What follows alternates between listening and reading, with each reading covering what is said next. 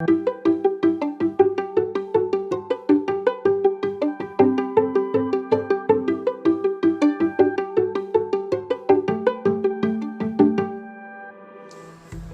hi, I'm Chef Rick, culinary instructor at the FRESHforce program here at Feeding Tampa Bay. Today, I'm going to show you how to make a dish called Ratatouille, except I'm going to make a dish called Ciambotta, which is an Italian version. Ratatouille is a dish that's a French provincial made in France. It's a very big stew type dish that's seasonal vegetables, tomatoes, squash, certain things, and some herbs. Ciambotta is an Italian version, the same thing, the same type of ingredients. We have eggplant, zucchini, yellow squash, we have onions, tomatoes, all kinds of good things that go in it, peppers.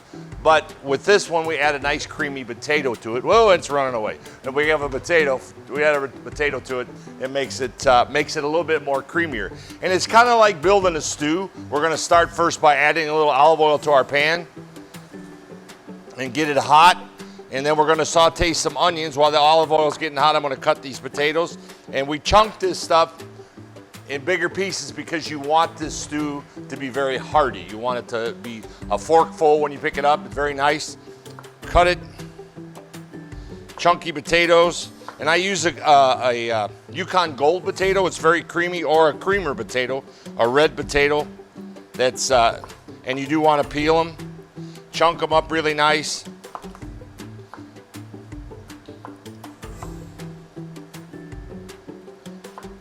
And like I said, it adds a creaminess to your sauce that you're going to be developing in your ratatouille, or your ciambotta, I should say. Again, ratatouille is a French dish. Ciambotta is an Italian version of ratatouille, okay?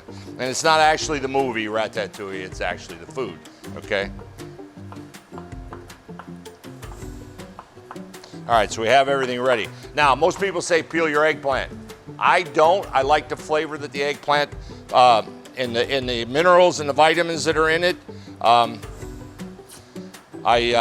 prefer that, and you get more fiber from the eggplant that way, and which I enjoy. So, but I also, again, we want to chunk it to make sure that it stays nice and thick and crisp in your dish.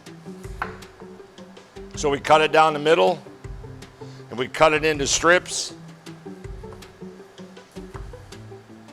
Cut it into chunks, and the chunks are about, if you see, they're about a couple inches, inch and a half. If they're too big, you can cut them down some. If you don't like them that big, they will cook down some. Like these here, I'll cut down a little bit more because they are kind of big. All right. So we have all our stuff getting nice and creamy.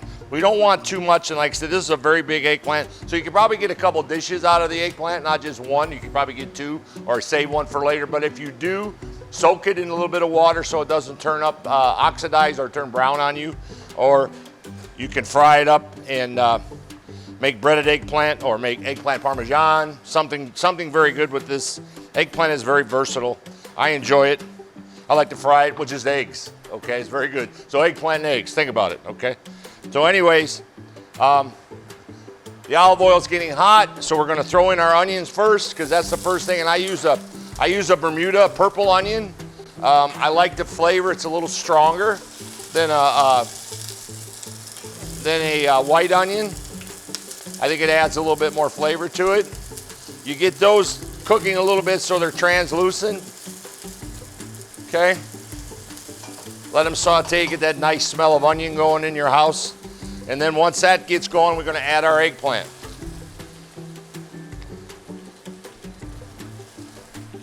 Eggplant goes in, and we sweat this a little bit. Sweating, by sweating, I mean the eggplant starts to turn a little clear on the outside. It's not, by all means, not done, but it's gonna be a little clear on the outside, shiny, so to speak. All right, stir that in, and let it cook a few minutes. While that's happening,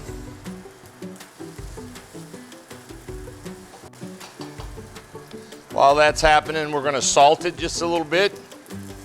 I like a little kosher salt. Gives it a nice flavor, a little bit sweeter than regular salt. A little black pepper. And then I'm gonna add some fresh garlic, because I like garlic. The Italian version has a little more garlic, and I don't in the French dish, they don't add as much. Italians, you know, garlic is flavor. We need some tomatoes. A lot of people say blanch or concasse your tomatoes, skin it, take the seeds out. I want the seeds, I want the juice, because that's gonna make a nice sauce. It's gonna help cook everything together and make a nice sauce, because you could use this other than just having it for a dish to eat. You could also serve this over a pasta dish with some Parmesan, and then it becomes a full meal instead of a side dish, okay? Now your eggplant is dry, and it's gonna absorb all that oil that's in the pan, but don't panic. Right away, the first thing you think of doing is, oh, I gotta put more oil in, oh. No, do not put more oil in, because it's going to release all that liquid once it cooks where it's supposed to be at.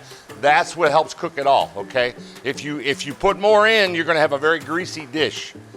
So we cut up the tomatoes, and again, we wanna stay with the chunky theme. So if you see the size of the tomatoes we're cutting, all right? We're just cutting them in half. And I got some cut ahead of time, so put them over here in a dish. So I got tomatoes ready to go. We're gonna put those in. Now there's gonna be liquid coming from those. And then we're gonna add our potatoes, because we want our potatoes to cook in that liquid.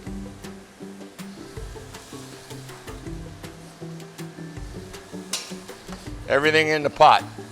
At this point, we want to let the potatoes cook, and then all of a sudden that tomatoes are going to start pulling that juice out. We're going to a little more salt, because the potatoes are flat. They don't have a lot of flavor to them when it comes to saltiness. A little bit more black pepper, because it never hurts to season. But remember one thing, you can season, whoa, keep it in the pan. You can season, okay? You can season, but you can't unseason, all right? So it's always better to go lightly, because you can add, you can never take away. So if I put too much salt in there, what's gonna happen is be salty, and then I'm gonna say, well, either I double the dish, make it twice as much to kill that salt, or I just say, we gotta eat it because it's salty, all right? You know, simple as that. Now, at this point, we're letting, if you can see over here, I don't know if you can see what's happening, but everything's starting to soften up really nice and look really good. When that happens, we're gonna add in the rest of our vegetables. I have zucchini and yellow squash. They cook very fast. We put those in there, okay? And we have red, green, yellow peppers, and for color, we're gonna put a little of each of those in, not too much, but if you notice, everything, the pieces are big, okay? They're bigger pieces, okay? We wanna make sure we get a hearty dish, all right? A little color in there.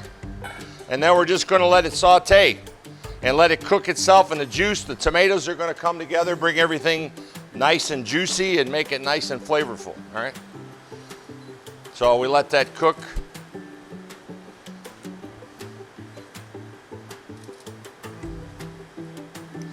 Now to this, you're gonna add one or two things. You're gonna add a little white wine or a little red wine if you like.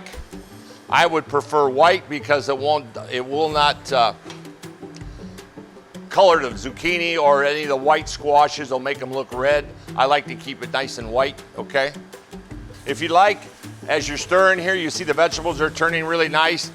At this point, you could add some red wine, some white wine. I add white wine. I have some nice drinking white wine, Chardonnay or Sauterne or something that would make you very, that you could enjoy a glass of while you were cooking. But I don't do that while I'm here, okay? Stir that in, and that's gonna help agitate. You can smell that beautiful flavor that's coming up. And then you just kind of let it saute and cook, and it's gonna stew, and everything's gonna come together to make it look really good.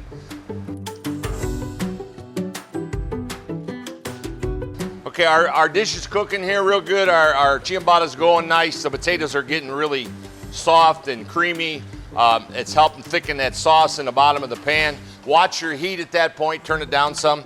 And then we're gonna chop up some herbs. We like to add with the Italian dish basil and parsley. French do not add the basil, they add Provençal herbs, which is thyme, rosemary, things like that. I don't mess with that. I like strictly basil. Basil is the Italian herb, okay? Chop up the basil.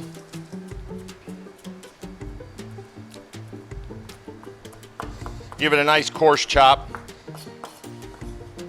Add it right to the dish. And then some Italian flat leaf parsley.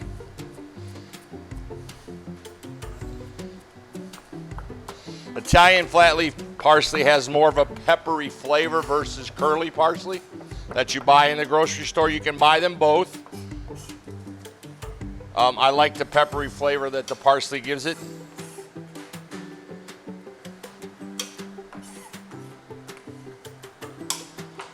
Now that we've got our herbs in, we want to cook it a little bit more. And you can see everything's starting to gel together, get all nice and squishy and beautiful. And all right, once we get to that point, we're going to get it ready for service. Now, like I said, you could let this cook. You could put some pasta if you want to make a meal on it. You could take a little bit of linguine, or you could take some penne or some rigatoni noodles, any type of noodle that you really like. Put on the bottom.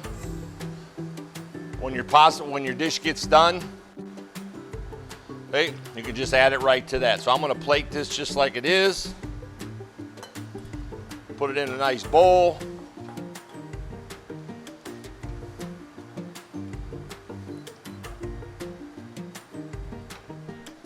Take a little basil, garnish the dish. And there you have it. Ciambotta, or French style, or Italian style ratatouille. Okay, thank you very much. I hope you enjoy it.